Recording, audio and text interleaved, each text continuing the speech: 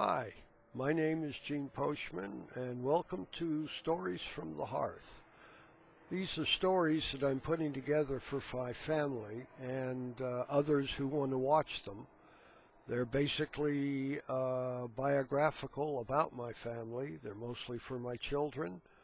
There's nothing spectacular to be told here, except that they're slices of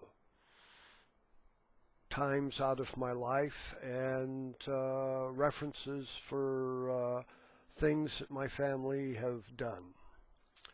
The first story I call No Dorothy, This is Kansas. I should explain that when I was considerably younger, I worked for a company called Memorex Telex. I was what was called a consulting systems engineer. It was my job to take care of any of the technical issues that came with the selling and delivery of equipment to customers. Since this could be in the hundreds of thousands or even millions of dollars, my job was to make sure that customers were happy with what the salesman sold them, and I had one customer refer to me as the conscience of the company. At any rate, Memorex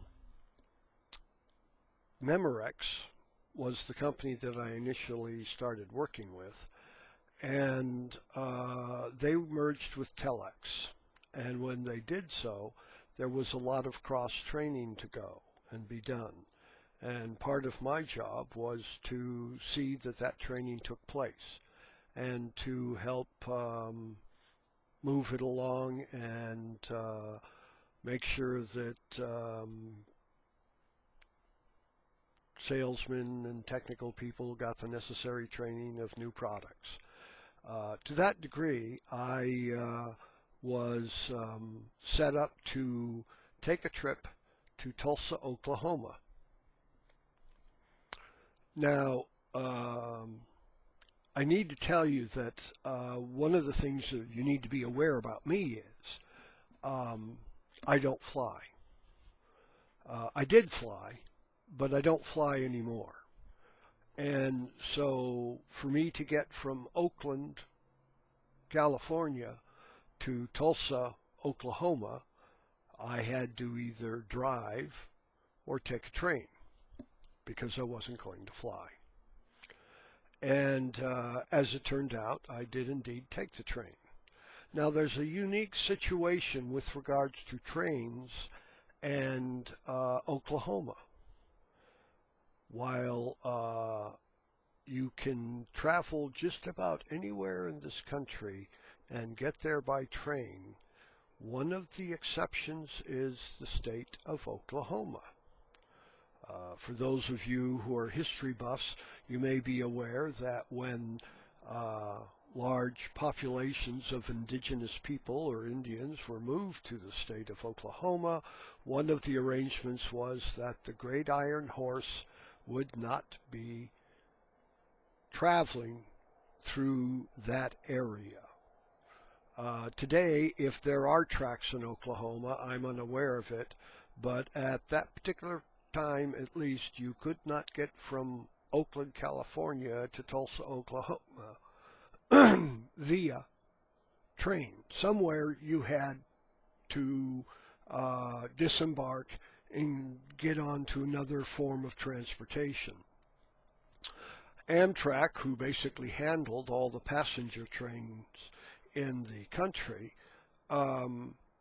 made arrangements for you when you had to do those kinds of things. And one of the arrangements was that I would get off at a station and I would get onto a bus, and then the bus would take me to my final destination, in this case Tulsa, Oklahoma. And that was fine. It was a weekend trip. I would leave Friday, I would arrive late Sunday, and be ready to go to work Monday morning. And that all worked out just fine. The issue arrived when I got my ticket and I was getting on the train, and I looked down at my ticket and it said that my transfer spot was Emporia, Kansas. Now, in all honesty, there's only two cities that I'm really aware of in Kansas. One is Kansas City, Kansas, and the other one is Topeka, Kansas. I had no idea where Emporia was. I assumed it was somewhere near the border between Kansas and Oklahoma, and that it would be a fairly short trip from Emporia to Tulsa. And that seemed fine. Now, when I traveled by train, I always traveled first class. It's not that it's any huge luxury thing, although it is quite nice. Your meals are included. You actually have a place that you can sleep, and you have your own compartment, so it's very pleasant. And I was settling in for the night, and the conductor came by, or the man who was handling passengers in my particular car, came down to explain to me that I would have to get up in the morning fairly early. Now, for me, early in the morning means 7, 8 o'clock. And today, being retired, it's a lot later than that. But at any rate, I requested, what did he mean by early? And he said, well, somewhere between 3:30 and 4 in the morning.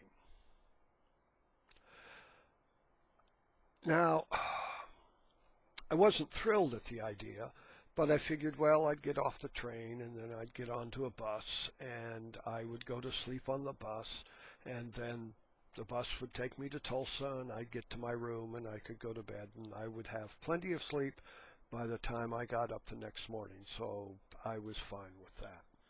Not thrilled about it, but it was fine. So I had a nice dinner that night. The food on trains, by the way, is quite nice, particularly when you're in the dining car. And I was in a small compartment that was a two-person seater, sleeper kind of thing. And got into bed and basically went to sleep. And about 3:30 in the morning, the conductor woke me, told me I needed to get up and get going because the stop at Emporia was very short. Actually, he used the word brief. And so I started getting dressed, and I said, well, you're not going to push me out the train, right? And he laughed. It was an odd laugh, one I should have been more aware of. And so I got myself dressed, and the whistle blew, and the train slowed down, and it did come to a full and complete stop, which was encouraging. And the conductor, went through the motions of opening up the car. He stepped down. He put down a little step piece that I could step on from the stairs before stepped down onto the platform. And he took my bag down for me, and he helped me down. And he said, I hope you have a pleasant journey. And I said, thank you. And he closed everything up, and the train started way down the tracks. And I was slowly looking around, suddenly realizing that there wasn't anything there. I mean, there was a platform, a wooden platform. I've built small decks that are bigger than this wooden platform. It was sturdy. I could stamp on it and with sound. But I didn't see a train station. I didn't see a parking lot. I didn't see much of anything, to be honest with you. As the train pulled away and I looked across where the train had been, I could see the tracks, and I looked up, and in the distance, there was a shack. What made it notable was that there was a light on in the shack. And I started looking around. When there are no lights on the ground, you can see a lot of stars. And there were a lot of stars. And I looked around a little bit more and figured, well, the shack looked like my only prospect for finding someone. In the back of my mind, I could hear the music from Psycho playing and being accompanied by dueling banjos. I sighed, I picked up my bag, and I headed for the shack. Now, when I initially saw it, in all honesty, I really felt like it was like hundreds of yards away. Well, it really wasn't probably more than 100, 150 feet. But one of the things that bothered me about it was there was no street that I could see. There was no road, just the shack.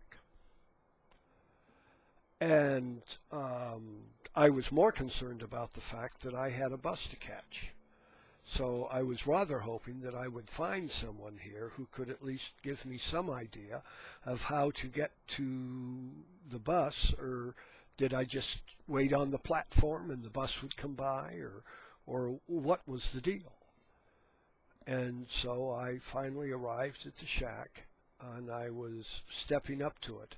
And it was a shack. I mean, shack in the distance, wood sides, windows, really old-looking shack. There was a stovepipe coming out of the top, and there was smoke above that. And a light came on above what you might call a porch. I mean, it was a step. And the door opened, and there was a relatively large man looking down on me, and he goes, "Well, hey, Mr. Poschman, welcome to Emporia." Now, understand that any time I have ever gone anywhere and gotten off at a station, I can absolutely guarantee you no one knew who the hell I was. But this guy did, which I wasn't sure if was a good thing or a bad thing. And I said, "Hi," and yeah, I need to catch a bus. And he says, "Yeah, I know. Come on in, sit down, have some coffee. Earl's going to be up in a little bit, and he'll take you to the bus station." Okay, that seemed fine. And I sat down, and it really was the interior of a shack. I mean, there were several chairs. They weren't uncomfortable, but I mean, they're chairs out in the shack. Give me a break. There was a table. There was literally a potbelly stove with, the stack going up to the ceiling. It kept the room very comfortable, and clearly you're able to cook coffee in a pot on it because the guy had coffee. And he looked at me and he says, "You seem a little bewildered." And I explained that I had not been to Emporia before. or to the station. And of course he laughed. He thought that was hilarious. And when he stopped laughing, I said, I don't understand what's so funny. And he says, we don't have no station. I said, yeah, I was getting that feeling. And he says, we're a whistle stop. And I said, a whistle stop?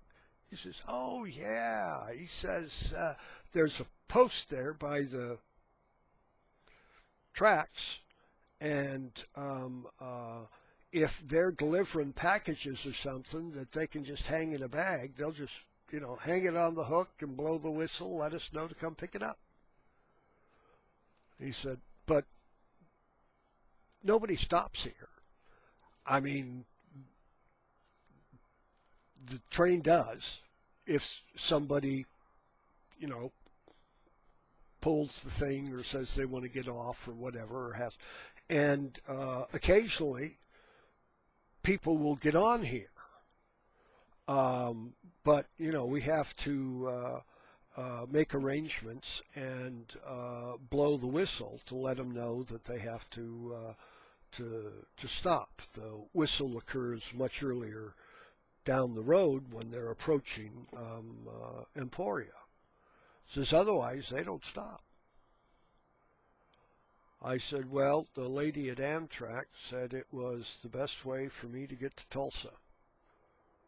And he said, that's where you headed? And I said, yeah, I'm going to Tulsa. He says, where are you coming from? And I said, well, I live in Oakland, or near Oakland, and I work in and around San Francisco. Well, this delighted him to no end. And suddenly I'm sitting there with these two men. There's another man in the room who had been pretty much quiet the whole time. And they just started asking me all kinds of questions about San Francisco and, the crazy things out there and all that stuff. And after a while, after the conversation in a while, Earl arrived, and Earl was the traffic something or other who it was his job to make sure that the people that got on and off the train got to and from there from wherever it was that they were going to be picked up so that they could go there. It's all included in the price of the ticket. Don't worry about it. And I was starting to become relaxed about the whole situation. And I suddenly discovered that these people had an amazing sense of humor about the size of Emporia. According to them, if you drove by, you'd miss it. There wasn't a lot there. But they were friendly people. They were really nice. Eventually, Earl took me to the bus station.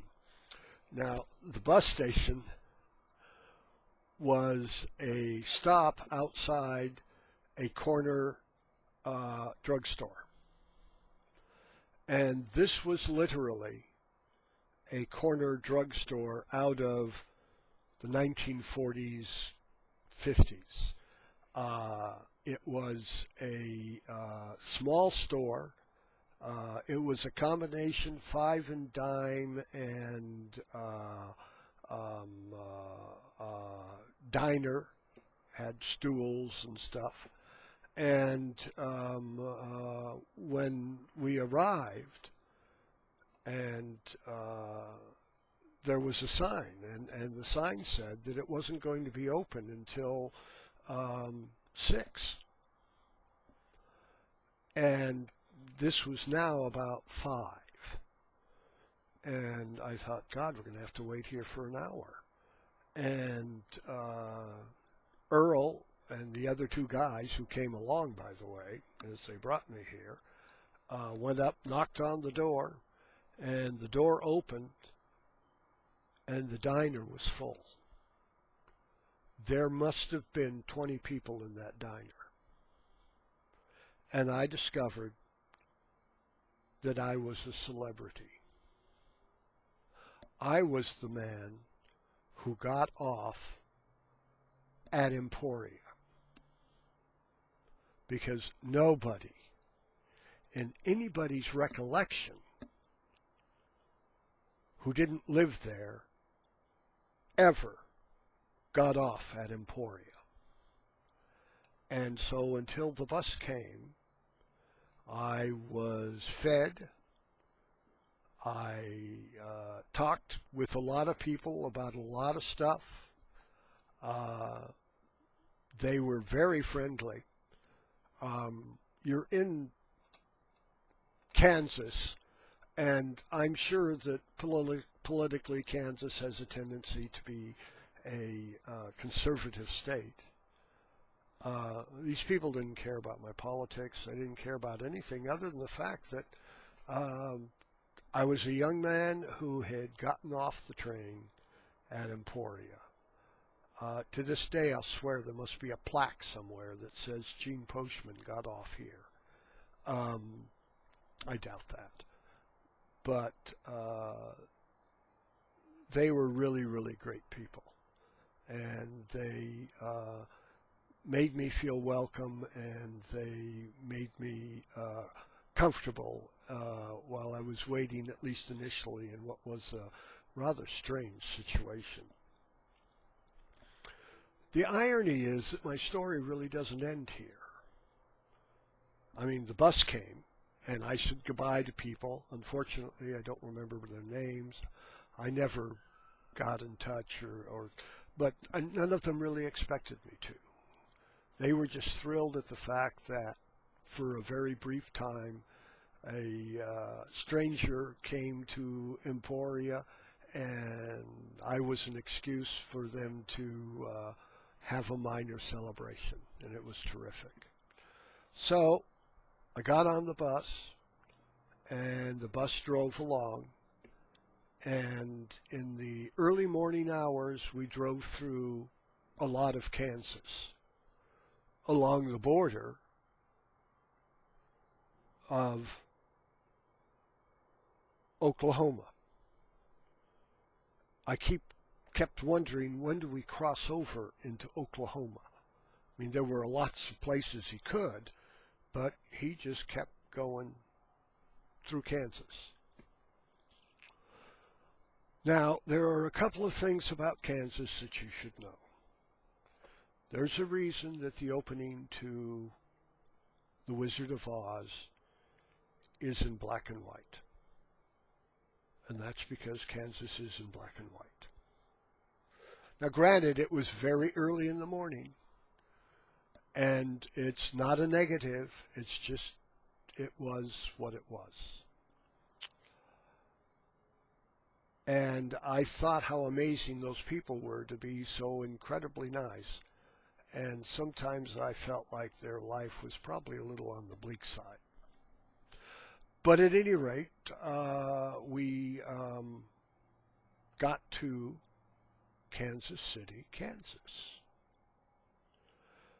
And from Kansas City, Kansas, we crossed over to Kansas City, Missouri.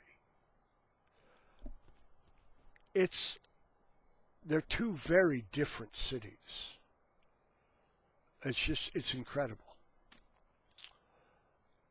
And I got off at the bus station in Kansas City, Missouri, because I was going to get another bus that was going to go to Tulsa, Oklahoma. Do you know where the bus depot is in Kansas City, Missouri? It's at the Amtrak station. It seems I could have taken the train all the way to Kansas City, Missouri, and gotten off at 7:30 to catch a bus at 9.